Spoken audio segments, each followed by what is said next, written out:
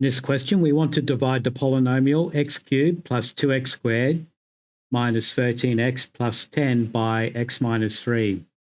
And we're going to use polynomial division to do this. So x minus 3 is the divisor, we'll write here. And x cubed plus 2x squared minus 13x plus 10 is the dividend. We start off by dividing this term by x. So we have x cubed on x, and that gives us x squared. That x squared is part of our quotient. We write it there. What we do now is multiply the x squared, both parts here, and write the answer down here. We now subtract. X cubed minus x cubed is 0. 2x squared minus negative 3x squared is 5x squared. We now bring down minus 13x. We then repeat the procedure. We have 5x squared here. So 5x squared divided by x is 5x. So we'll write 5x here. And then we multiply again to give an answer down here. So 5x times x, 5x squared, 5x times negative 3, negative 15x. And then we subtract again.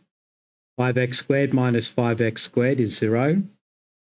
Negative 13x minus negative 15x will be 2x. We then bring down 10. So we write 10 in there.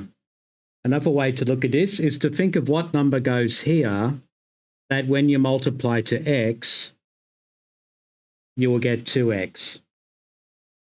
So that must be 2. So 2 times x is 2x. 2 times negative 3, negative 6. And then we subtract. 2x minus 2x is 0. 10 minus negative 6 is 16. This number is our remainder.